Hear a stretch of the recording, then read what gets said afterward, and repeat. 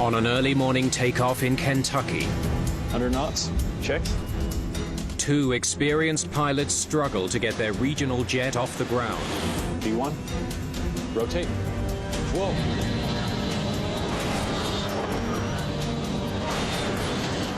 And crash into a nearby field. This was a catastrophic accident. Investigators try to piece together what went wrong Get those to Washington. and end up with more questions than answers. Why the heck would they stop there? Only by retracing the taxi route All the cues are right there, in plain sight. and listening to the cockpit discussions That is weird with no lights. Yeah. do investigators discover the grim truth. They finally realize something's wrong, but it's already too late.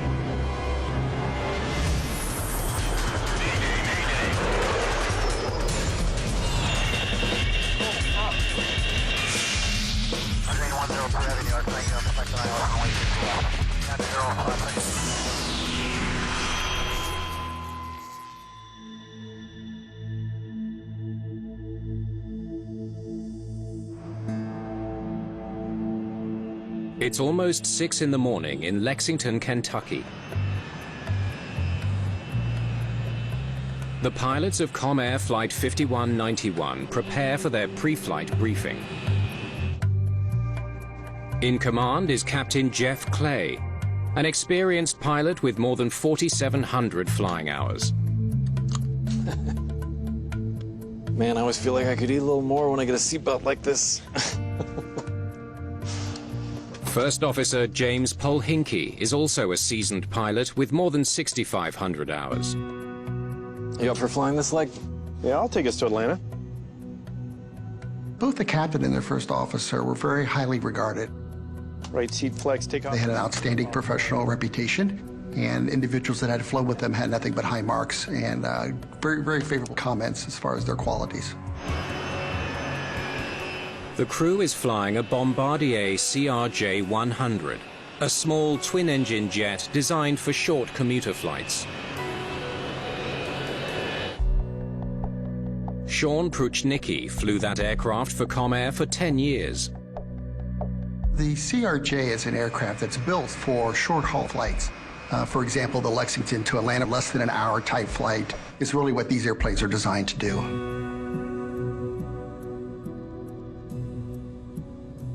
Ladies and gentlemen, we'd like to take this time to welcome you on board Comair Flight 5191, direct to Atlanta. We'll try to keep it as quiet as possible. Hopefully you can catch a nap on the way there. It's our pleasure having you on board today. There are 47 passengers and 1 flight attendant on today's flight.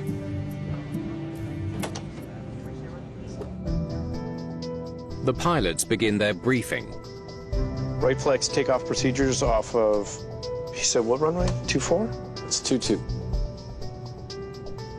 Something that we do prior to takeoff is we do a flight briefing between the two crew members. And the primary reason we do this is to make sure that everyone has the same amount of information and knowledge to safely depart the airport. Huh. On 22, the ILS is out. Even the other night, the runway identifier lights were out all over the place. All right. 22's your short taxi. Any questions? No questions before starting your leisure.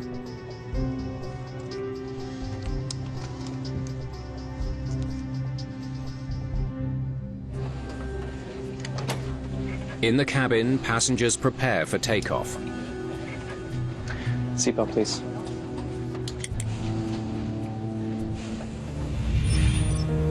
Today, they are bound for Atlanta, Georgia. Just a 67-minute flight straight south from Lexington's Bluegrass Airport. Comair 191 is ready to taxi. Comair 191, taxi to runway 22. Altimeter 3000. Winds are 200 at 8. 3000 and taxi 22, Comair 191. Lexington's air traffic controller clears Flight 5191 to the runway and then turns his attention to another plane. Eagle Flight runway 22, cleared for takeoff. With few planes at this small airport in near-perfect weather, This flight is far from challenging for these seasoned pilots. During the taxi out, the captain is responsible primarily for navigating the aircraft on the airport surface.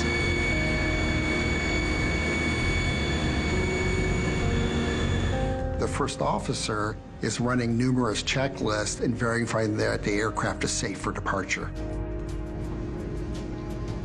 Folks, we're going to be underway momentarily, so sit back, relax, and enjoy the flight. We're already in the cabin, sir. Thank you.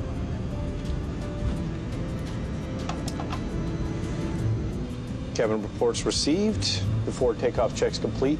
Ready. All set. At your leisure, Comair 121. Ready to go. Comair 191. Lexington Tower. Fly runway heading. Clear for takeoff. Runway heading cleared for takeoff, 191.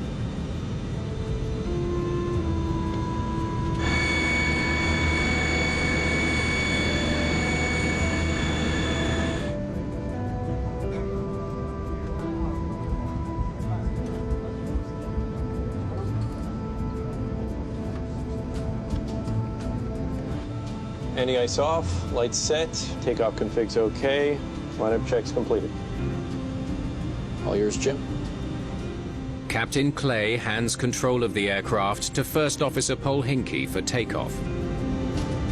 My brakes, my controls.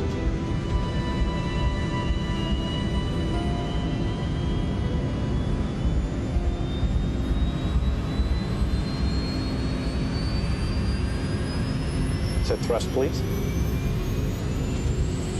Thrust set.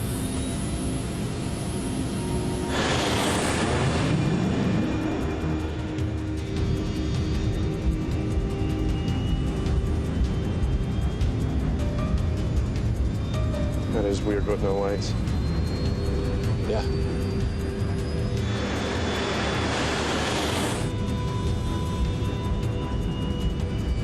Under knots. Checks. Something's not right V1. Rotate.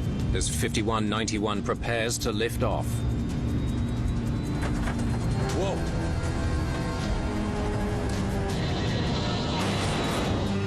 Damn it!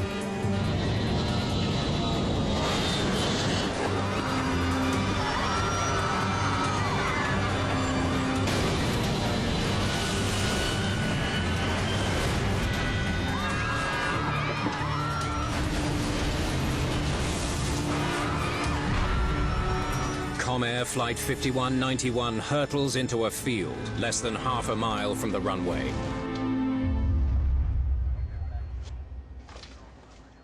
This is Lexington. Alert 3. West side of the runway to the Comair regional jet taking off.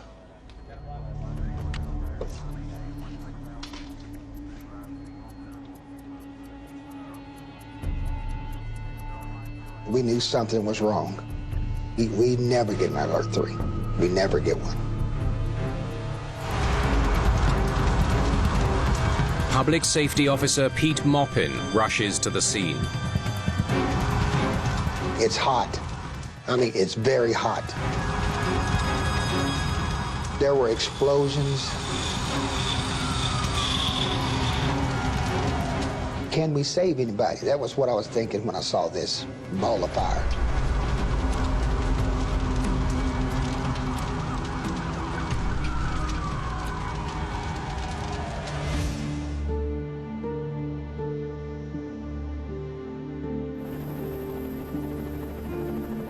"49 people are dead after the tragic takeoff of Comair Flight 5191. First Officer Polhinky is the only survivor.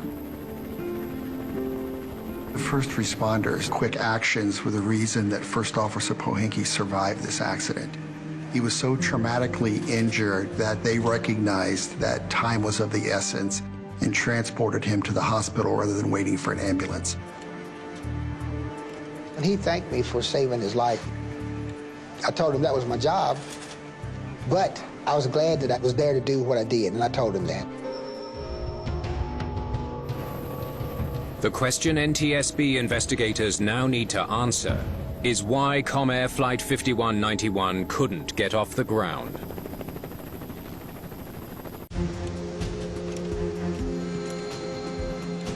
As soon as the fires are put out and the crash site is safe, NTSB investigators begin looking for clues to discover why Comair Flight 5191 crashed less than half a mile from Lexington's Bluegrass Airport. Make sure every scrap is documented. We need a clear picture of the path this plane took before impact. Lead investigator Joe Seedor is among the first to arrive at the crash site. In this case, it was quite interesting because initially we didn't have much. An airplane had crashed. We didn't know if it was on the airport, off the airport. We actually started at the final resting place for the wreckage, and then we walked back towards the airport. First impact point is there.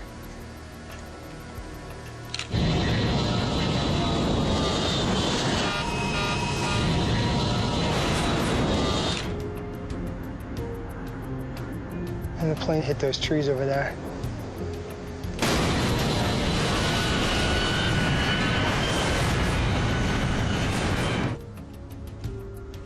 Those impact marks aren't more than 20 feet up those trunks.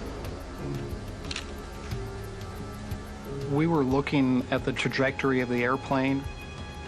Clearly looked like it took off just about the end of the runway and immediately started contacting trees into the wreckage site.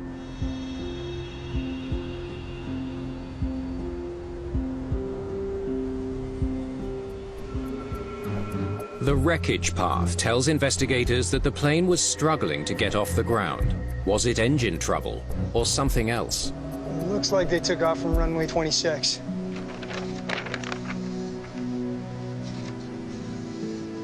But hang on. 26 wasn't in use last night.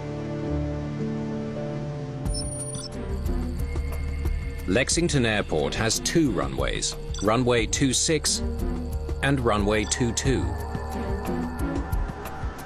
According to the flight plan, they were supposed to take off from runway 22. So how the heck did they end up over here? Investigators are surprised to discover that Flight 5191 took off from the wrong runway. Well, at that point in time, because we knew that it was a wrong runway takeoff, the question is why, right? And it's one that doesn't make sense. Did they misunderstand their instructions or deliberately change their plans to take off from a different runway? There's got to be something on that CVR about why they were on runway 26. Get those to Washington. The flight recorder and the cockpit voice recorder were retrieved and flown back here to Washington, D.C. But being on the wrong runway doesn't explain why the plane barely made it off the ground.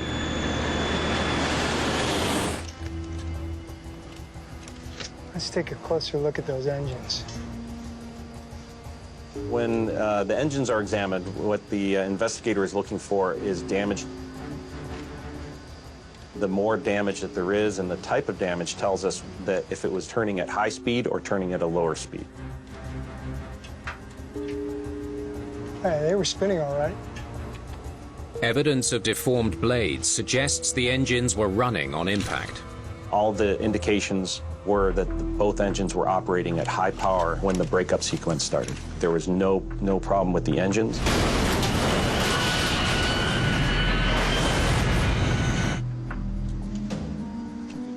Something else must have kept them from getting airborne. Maybe they were too heavy?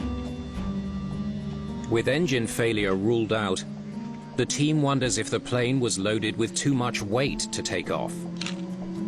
There's a certain maximum weight that the aircraft can take off safely with. So what we do is we calculate the load that's on the aircraft at the time of the accident.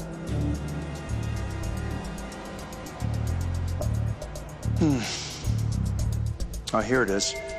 CRJ's max takeoff weight is 50,178 pounds.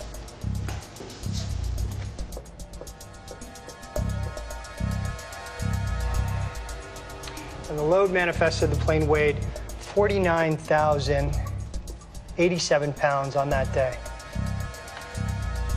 It's close, but it's within their limit. The aircraft wasn't too heavy to take off. In that aircraft on that day, with that weight, how much runway would be needed to take off safely?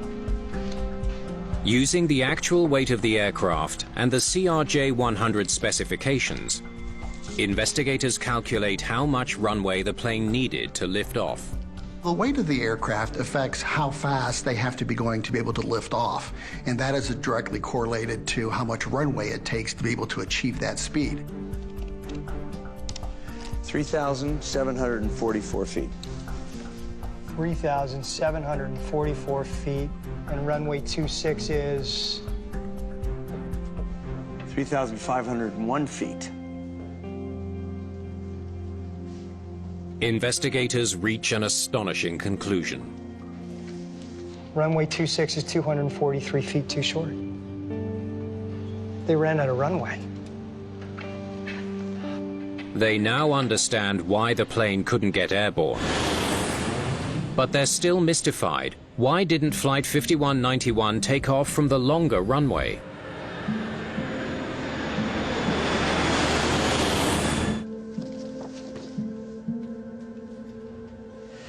Hate to say this, but you're not going to get any answers from the first officer either.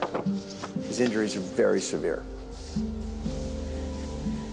The first officer is medically unfit to be interviewed.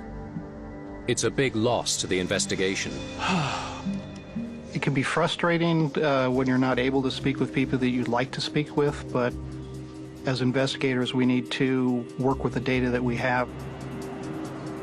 Investigators look for other clues that might reveal why Flight 5191 ended up on a runway they were not cleared to use. All right, they left the gate here. They taxi along here. They're supposed to leave from runway 22 here. But they end up here. The question is, why? So when we were looking into trying to understand why this flight crew thought they were on runway 22, we looked at anything that was different, anything that the flight crew may have misunderstood with regard to both the airport and the charts or any of their training. Hey, look at this. Our guys got some shots of the runway.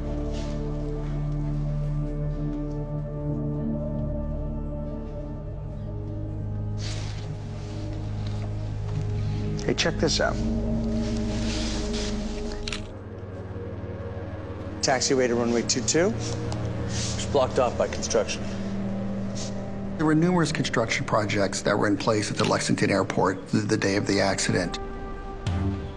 Okay, sure, but wasn't that in their chart?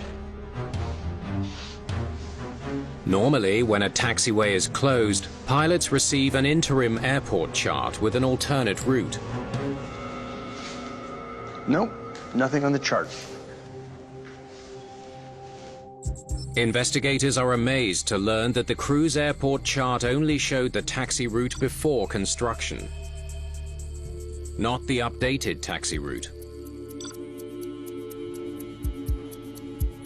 It is a surprise to see at the airport construction had not been updated in the charts that the flight crew had. It's a disturbing find. Could out-of-date taxi charts have misled the pilots into taking off from a runway that was too short for their plane?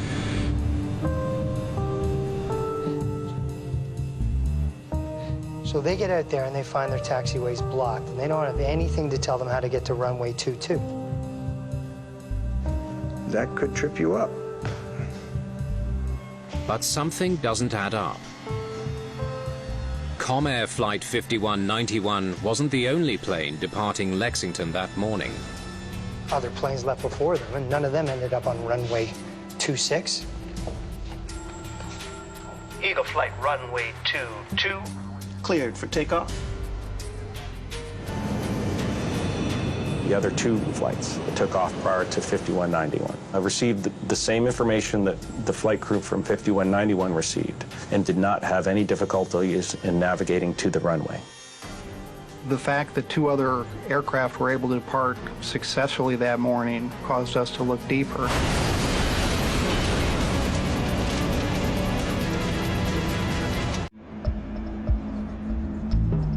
Maybe there's something on the security footage. Investigators turn their attention to CCTV footage in the hopes that it will explain why Comair 5191 took off from the wrong runway.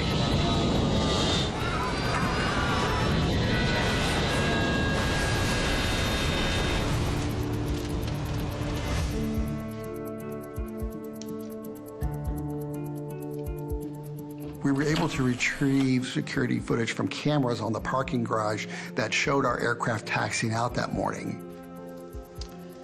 All right, let's see what they were actually up to. Investigators quickly confirm how straightforward the taxi route was. Taxi's short and there's no other aircraft in sight. Our assessment based on examination of surveillance video showed that it was a nominal taxi. The taxi route from the ramp to runway 22 was straightforward and only required one runway crossing 26. Wait, stop it right there.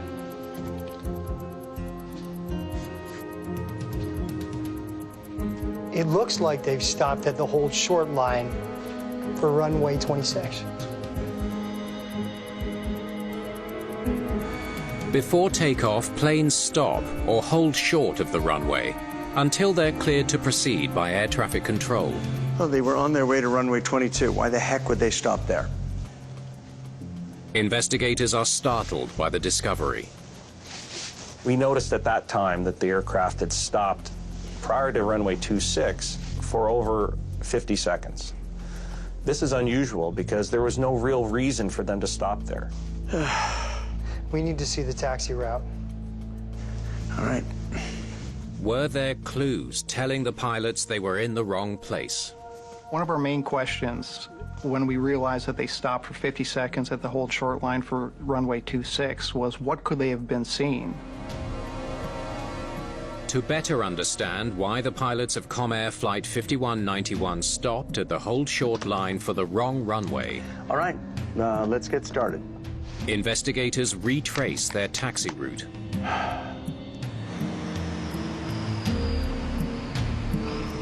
We wanted to understand what the flight crew was seeing. In order to do that, we had to do a taxi demonstration to identify all the signage, the markings, and the cues available to the flight crew.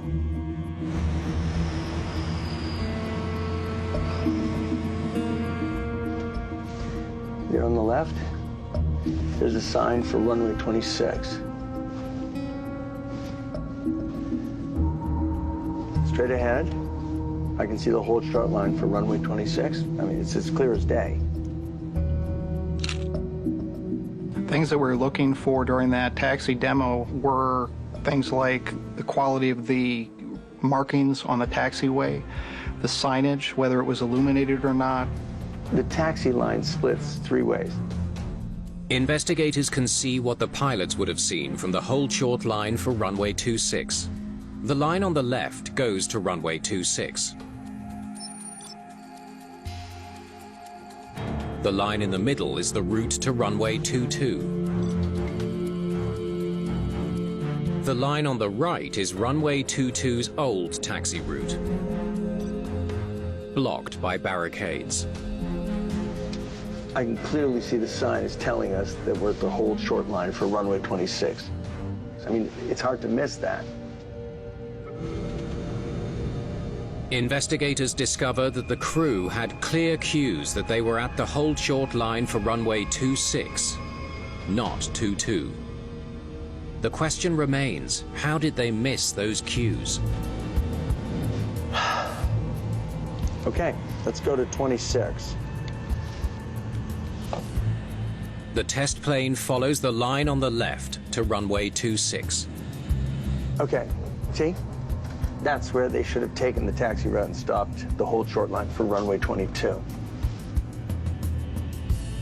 Investigators are surprised to learn that even as Flight 5191 was turning onto runway 26, the crew had a clear view of the sign pointing to the runway they were meant to be on. There were no features in the environment in terms of the signs, marking, or lighting that showed they were on runway 22. All the cues are right there, in plain sight. Joe Sedor then uncovers one more disturbing fact. When we taxied from the taxiway onto and turned onto runway 26, all of the lights on runway 26 were out, and there was no lights in the distance. As an experienced pilot, I look at that and say, why did this flight crew take off from this runway? We need to know what was going on in that cockpit.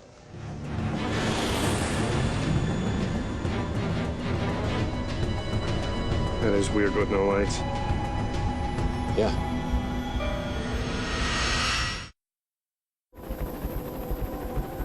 The cockpit voice recorder from Comair Flight 5191 is finally ready to be reviewed.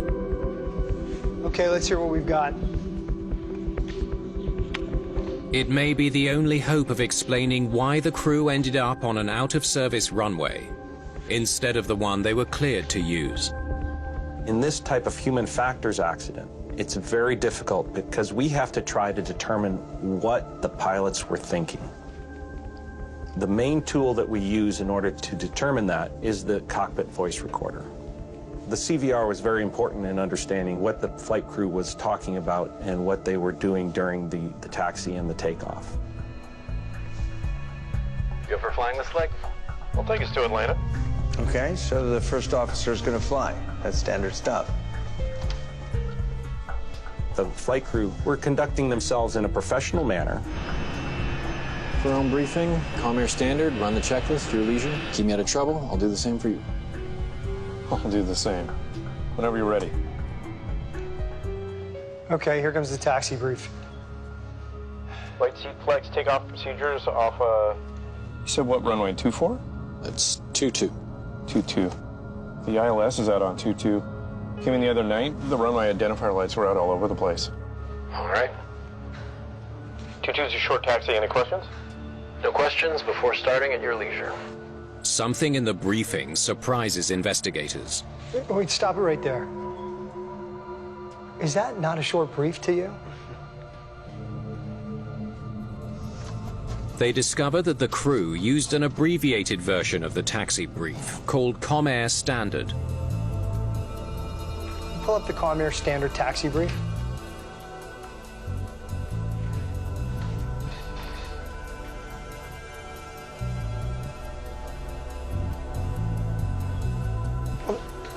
There's no mention of crossing runways or stopping to call ATC if they're unsure where they are. Investigators are baffled to discover that even the shortened taxi brief with 8 checklist items, including a very crucial one, wasn't followed. Yeah, they never briefed on the runway they had to cross to get to runway 22.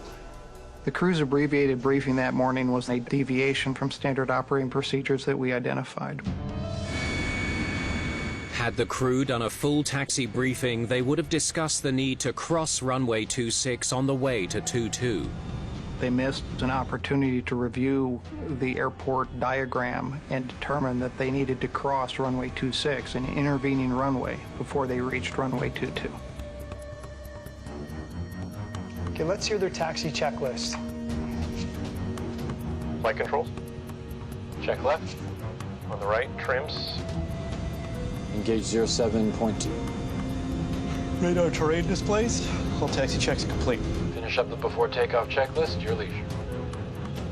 One other thing on the CVR we heard was the captain using the term, at your leisure. It was used so many times on the CVR. What this told us is that this flight crew was relaxed. Maybe they were a little bit too relaxed. Yeah, I know 3 guys at Kennedy. Actually, 2 guys. One went, but he did get through the sims. Oh, really? Then a first officer from Cincinnati. He got through the second part, and that's as far as he got. Wait, stop it right there. Investigators cannot believe what they're hearing. What the heck is he talking about? Instead of focusing on their checklists, the crew of 5191 were having a casual conversation during a critical moment. It's a major breach of what's called the sterile cockpit rule. The sterile cockpit rule requires that pilots refrain from non-operational conversation during significant portions of flight. One of the key reasons for the sterile cockpit rule is that non-pertinent conversation can be distracting. And that's as far as he got. And then he actually got offered the position. Did you take it, or? Yeah, he took it. Oh, okay. The captain should be shutting this conversation down, not encouraging it. Although the first officer started the conversation, the captain is responsible for ensuring that sterile cockpit rule is enforced and distractions do not enter the cockpit that could affect the safety of flight. After 40 seconds of casual conversation, Second engine started, anti-ice probes, windshield low. investigators hear the pilots turn to their takeoff checklist. Now they finally get back to their jobs. We're surprised by that. That non-pertinent conversation was in a critical area when the flight crew was making their taxi out to the runway, where the flight crew needs to be 100% flying the aircraft. Could that period of inattention hold the key to this tragic accident? Okay, let's see what we've got so far. Investigators wonder if a casual conversation is at the heart of the crash of Comair Flight 5191. We skipped out at a briefing that would have told them they needed to cross 26 to get to 22. Then for almost a minute, they violate the sterile cockpit rule. Let's see what happens when they get here. Investigators hope the crew will give some indication why they stopped at the hold short line for runway 26. Thrust reversers are armed. Autocross flow is manual. Ignition is off. Altimeters are 3000, across the board, cross-checked. I'll check in with the cabin. That's it? It was surprising to us that there was no conversation about their location on the airfield or confusion about it while they were holding short on runway 26. We know they were distracted, but when they stop their chit-chat, they don't seem to recognize, know, or check where they are. We got no information based on the conversation of the flight crew while they were holding short that they were disoriented. No indications at all. Investigators are amazed by what they hear next. At your leisure, Comair 121, ready to go. Comair 191, Lexington Tower. Fly runway heading, clear for takeoff. Hold there. So they're completely relaxed when they ask for clearance. In fact, so relaxed or distracted that the first officer uses the wrong flight number. Investigators realize the grim truth. These guys actually thought they were lined up for runway 22. The fact that they stopped at runway 26 and subsequently called for takeoff indicates that they lost awareness that they had not crossed runway 26. They turn onto runway 26, then what? Keep going. Lineup checks completed. All yours, Jim. First officer takes the controls. So he's looking ahead probably for the first time. At this time, the captain taxied the aircraft out onto the runway and then transferred controls to the first officer.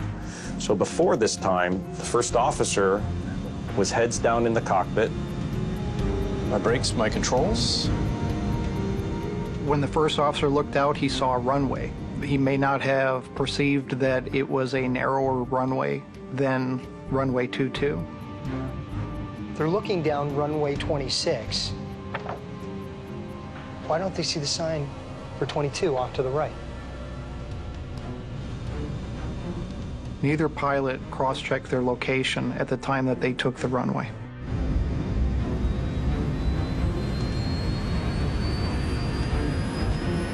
Set thrust, please. Thrust set.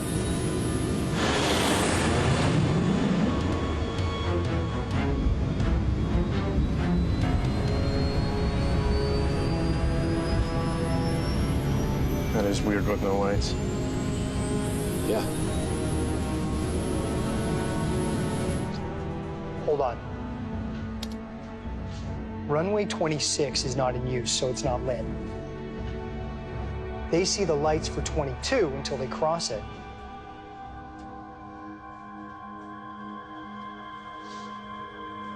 They're looking down a pitch dark runway, and it doesn't faze them. Investigators wonder if the pilots were confused about what the runway should have looked like.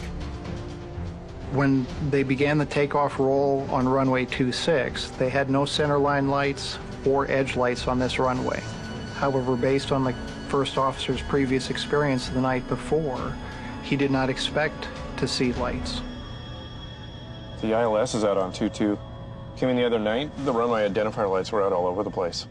And so it would not necessarily have been an unusual sight picture.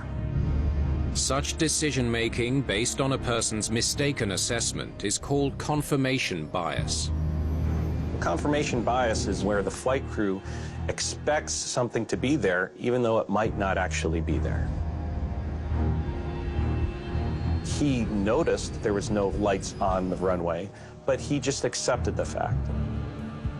What happens next?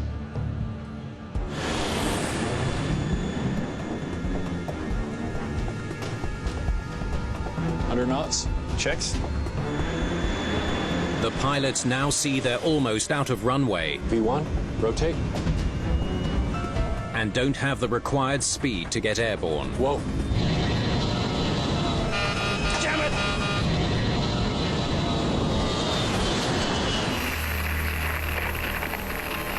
That's it.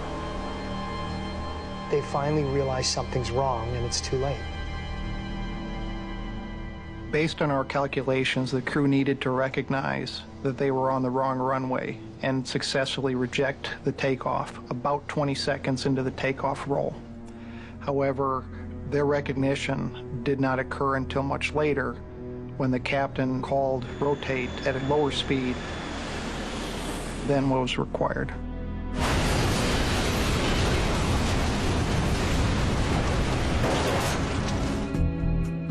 Investigators have unraveled the mystery of what happened inside the cockpit of Flight 5191. They start out by skipping the full briefing.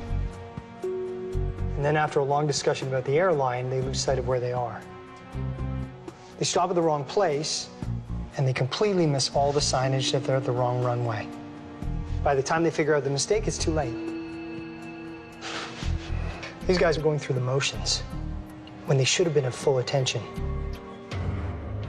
The crew's failure to use available cues and aids to identify and check the plane's location led to the tragedy of Comair Flight 5191.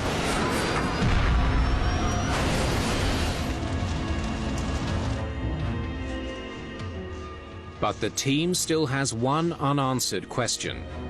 Why didn't the controller tell them they were at the wrong runway?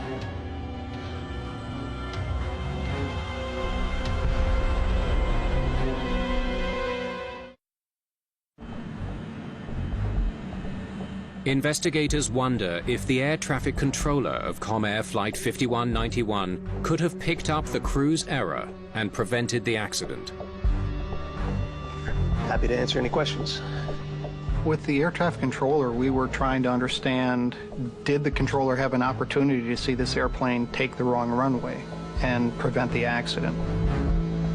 At 6:05, they asked for takeoff clearance. Runway 22 was free, so I gave Comair clearance for takeoff. At your leisure, Comair 121, ready to go. Comair 191, Lexington Tower. Fly runway heading, clear for takeoff. Runway heading clear for takeoff, 191. And what did you do next? I saw the plane proceed towards runway 26 and then scanned runway 22 to make sure there were no vehicles on it. Did you watch the flight take off? Not if I have other jobs to do. Investigators make one final discovery. And then I turned over here to count my flight strips. And why would you start counting your flight strips then? I wasn't busy. It only takes a few minutes. And there was no reason to think that they'd have any problems. In 17 years, I've never seen a plane that size try to take off from runway 26. The controller was not watching the airplane and assumed that the airplane was going to take off on the correct runway because this is such a simple airport and because there was no other traffic on the airport at the time of the accident. And if you hadn't turned away, would you have noticed that they were in the wrong place?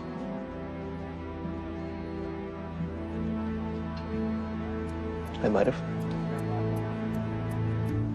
FAA regulations do not require controllers to monitor every takeoff. But if the controller had been watching the runway instead of counting flight strips, he might have noticed Flight 5191's mistake. He was not actually required, nor are any controllers required, to actually watch an aircraft during its takeoff roll. Had they been required to do that, this would have given an opportunity to have the takeoff aborted. The NTSB concludes that several factors led the pilots to lose track of their position on their way to the runway. Contributing to that was the flight crew's failure to maintain sterile cockpit and to have a non-pertinent conversation prior to takeoff. This crash happened because of a period of distraction during what was perceived as a relatively simple taxi. And it illustrates the perils of distraction in that it can take you off task. It can cause you to lose awareness. And in this case, both crew members lost awareness of where they were on that airport surface and made a mistake that was extremely consequential. Among the NTSB's recommendations is a basic technological change to prevent pilots from getting lost. The CRJ-100 at the time had sophisticated avionics, but it lacked a simple GPS system available in cars of the same era. Install moving map GPS displays in CRJ-100 cockpits. The NTSB also makes recommendations for flight crews. Require pilots to check that they are at their assigned runway before crossing the hold short line.